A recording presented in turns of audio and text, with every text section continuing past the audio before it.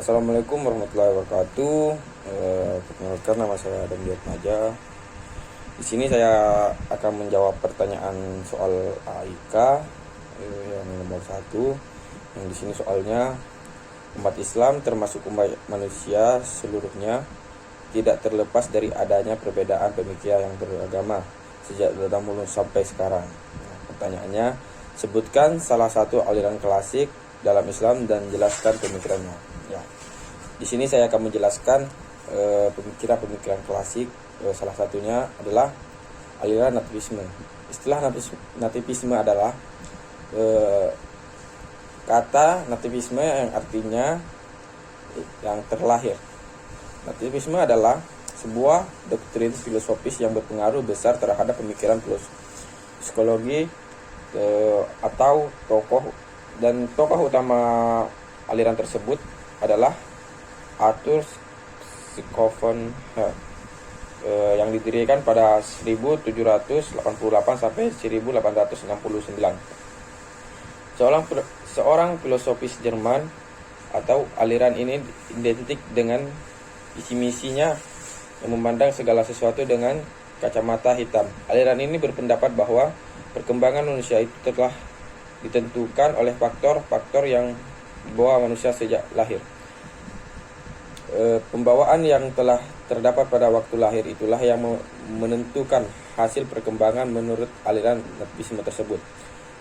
Pendidikan tidak dapat mengubah sifat-sifat pembawaannya. Dalam ilmu pendidikan, pandang seperti ini disebut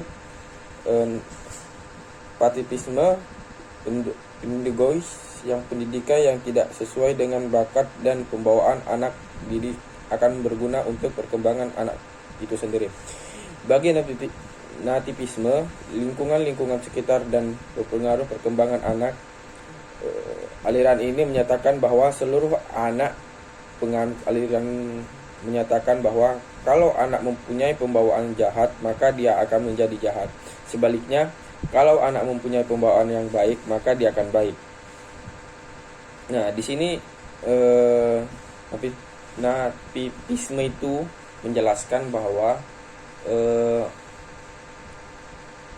kalau anak itu sudah terlahir untuk menjadi jahat, maka dia akan jahat seterusnya.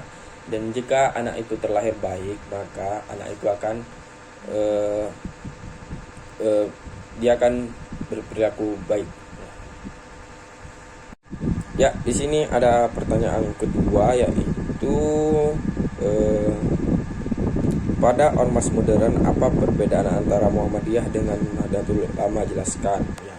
Sini akan menjelaskan tentang perbedaan Nahdlatul Ulama dan Muhammadiyah.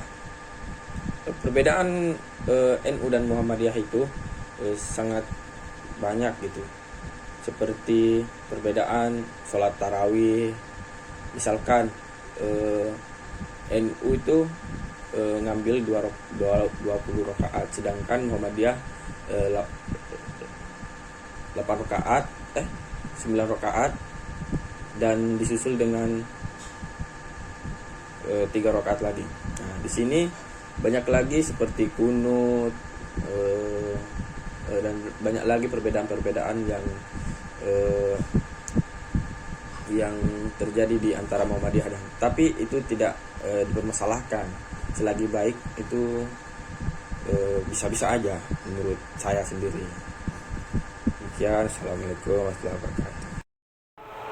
Assalamualaikum warahmatullahi wabarakatuh.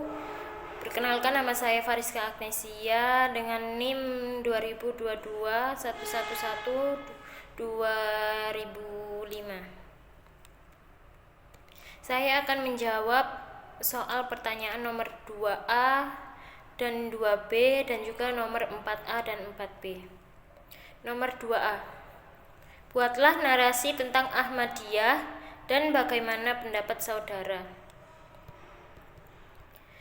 Ahmadiyah adalah sebuah gerakan dalam Islam yang didirikan oleh Mirza Ghulam Ahmad pada tahun 1889 di Kodian, India. Ahmadiyah mengklaim bahwa Mirza Ghulam Ahmad adalah Imam Mahdi yang dijanjikan dan juga sebagai sebuah Mesias yang diutus untuk memperbarui ajaran Islam dan membawa kedamaian serta kebangkitan spiritual umat manusia. Penganut Ahmadiyah percaya bahwa Mirza Ghulam Ahmad adalah seorang nabi, namun bukan nabi baru yang membawa syariat baru, melainkan seorang mujadid atau pembaharu yang datang dalam kerangka ajaran Islam yang sudah ada. Dan dalam pandangan saya, setiap individu berhak memeluk keyakinan dan beribadah sesuai dengan hati nuraninya, termasuk penganut Ahmadiyah. Kebebasan beragama adalah hak asasi manusia yang diakui oleh berbagai konvensi internasional dan juga oleh konstitusi banyak negara termasuk Indonesia. Saya juga memahami bahwa isu Ahmadiyah sangat kompleks dan melibatkan aspek teologis, sosial, dan politik. Dalam konteks masyarakat yang plural dan beragam, penting untuk mengedepankan dialog yang konstruktif dan penuh hormat. Semua pihak harus berusaha untuk saling memahami dan menghargai perbedaan sambil mencari solusi yang damai dan adil. Soal yang kedua, yaitu 2B, adalah buatlah narasi tentang Hizbut Tahrir dan bagaimana pendapat saudara. Hizbut Tahrir adalah sebuah organisasi politik internasional yang didirikan pada tahun 1953 oleh Taqiyuddin Al-Nabhani, seorang ulama Palestina. Organisasi ini memiliki tujuan utama untuk mendirikan khilafah Islamiyah, yaitu sebuah negara global yang berbasis pada hukum syariah Islam dan dipimpin oleh seorang khalifah. Hizbut Tahrir menekankan bahwa negara khilafah akan menyatukan seluruh umat muslim di dunia dan mengembalikan kejayaan Islam seperti yang pernah terjadi pada masa lalu. Dalam pandangan saya, penting untuk memisahkan antara hak untuk berekspresi dan berkumpul dengan kebutuhan untuk menjaga stabilitas dan keamanan nasional. Setiap individu dan kelompok memiliki hak untuk menyuarakan pandangan dan keyakinan mereka, termasuk Hizbut Tahrir. Kebebasan berekspresi adalah bagian integral dari demokrasi dan hak asasi manusia. Untuk soal selanjutnya, yaitu soal nomor 4A. Bagaimana fatwa tarjih Muhammadiyah tentang jenggot dan cadar? Jelaskan. Jadi, menurut fatwa tarjih Muhammadiyah tentang jenggot dan cadar, itu terdiri dari beberapa poin, diantaranya memelihara jenggot bagi laki-laki hukumnya sunnah, namun tidak diwajibkan. Poin kedua, cadar bagi perempuan bukan merupakan kewajiban dalam Islam, tetapi perempuan muslim dianjurkan untuk menutup aurat sesuai dengan ketentuan syariat. Untuk soal yang 4B, yaitu bagaimana fatwa tarjih Muhammadiyah tentang memotong rambut bagi perempuan? Jelaskan. Menurut fatwa tarjih Muhammadiyah tentang pemotongan rambut perempuan, itu terdiri dari beberapa poin, diantaranya: 1. Muhammadiyah tidak melarang pemotongan rambut bagi perempuan selama tidak disertai dengan niat untuk menyerupai laki-laki atau tabaruj atau tujuan-tujuan lain yang dilarang Islam. Yang kedua, perempuan memiliki kebebasan untuk menentukan gaya rambut mereka selama tidak melanggar ketentuan syariat Islam tentang menutup aurat dan tidak menimbulkan fitnah. Sekian jawaban dari saya. Wassalamualaikum warahmatullahi wabarakatuh. Assalamualaikum warahmatullahi wabarakatuh. Perkenalkan, saya Wira Ibrana YM dari Prodi Pendidikan Matematika dengan NIM 2022111-2011. Nah, di sini saya akan menjawab pertanyaan nomor 3, yang dimana kita mengenal paradigma pengembangan iptek dalam Islam meliputi konsep Islam tentang tujuan menciptakan manusia dan klasifikasi potensi dasar manusia. Nah, pertanyaannya, apakah yang dimaksud dengan konsep Islam tentang tujuan penciptaan manusia? Nah, dalam Islam, tujuan menciptakan manusia dijelaskan dalam Al-Quran dan hadis. Secara umum, tujuan penciptaan manusia menurut Islam meliputi beberapa aspek utama, yang dimana pertama, mengabdi kepada Allah, yaitu ibadah. Al-Quran menyebutkan bahwa tujuan utama menciptakan manusia adalah untuk beribadah kepada Allah. Dalam surah Ad-Dariyat ayat 56, Allah berfirman, Dan aku tidak menciptakan jin dan manusia, melainkan supaya mereka mengabdi kepadaku.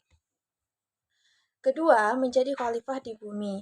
Manusia diberi amanah untuk menjadi khalifah atau pengelola bumi. Ini berarti harus menjaga, memanfaatkan, dan mengembangkan sumber daya alam dengan cara yang bertanggung jawab. Dalam surah Al-Baqarah ayat 30, Allah berfirman, "Ingatlah ketika Tuhanmu berfirman kepada para malaikat, sesungguhnya aku hendak menjadikan seorang khalifah di bumi." Ketiga, mencapai ma'rifatul atau mengenal Allah. Manusia diciptakan untuk mengenal dan memahami kebesaran Allah melalui tanda-tanda kekuasaannya yang ada di dalam semesta dan di dalam diri mereka sendiri. Yang terakhir, menegakkan keadilan dan kebaikan, yang dimana manusia juga bertugas untuk menegakkan nilai-nilai keadilan, kebaikan, dan kemakmuran di bumi. Hal ini dijelaskan dalam berbagai ayat Al-Quran dan hadis yang menyerukan keadilan sosial, kejujuran, dan saling membantu. Kemudian pertanyaan kedua, jelaskan makna klasifikasi potensi dasar manusia. Klasifikasi potensi dasar manusia dalam pandangan Islam mencakup berbagai aspek yang diberikan Allah kepada manusia. Untuk menjalankan tugasnya sebagai hamba dan khalifah, potensi dasar manusia ini dapat dikategorikan. Yang pertama, spiritual, potensi rohaninya yang dimana fitrah, keadaan asli manusia yang cenderung kepada kebenaran dan kebaikan. Kemudian iman, keyakinan dan kepercayaan kepada Allah serta ajaran-ajarannya. Terakhir akhlak, nilai-nilai moral dan etika yang harus dijunjung tinggi dalam kehidupan sehari-hari. Kedua, potensi akal atau intelektual. Akal, kemampuan berpikir, menganalisis, dan memahami. Islam sangat mendorong umatnya untuk menuntut ilmu dan menggunakan akal dengan sebaik-baiknya. Kemudian ilmu pengetahuan. Pengetahuan yang diperoleh melalui proses belajar dan penelitian, baik yang bersifat agama maupun umum. Ketiga, potensi jasmani, fisik. Kesehatan dan kekuatan fisik. Untuk melakukan aktivitas fisik dan menjaga kesehatan tubuh, Islam mengajarkan penting menjaga kesehatan dan kebersihan.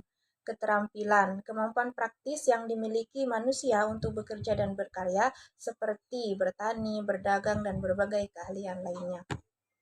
Kemudian potensi emosional, perasaan.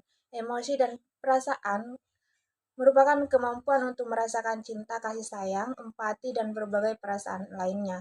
Islam mengajarkan pengendalian emosi dan pengembangan perasaan yang positif.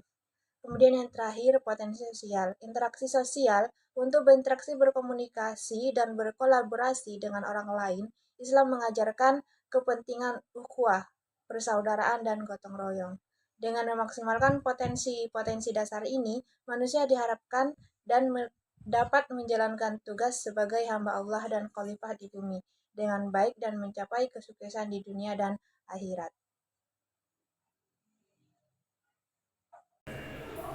Assalamualaikum warahmatullahi wabarakatuh. Saya Fariska Agnesia. Saya akan membacakan surat Al-Mujadalah ayat 11 dan membacakan arti beserta isi kandungan dan kesimpulan.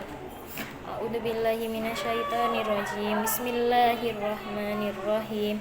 Ya ayyuhalladzina amanu idza qila lakum tafassahu fil majalis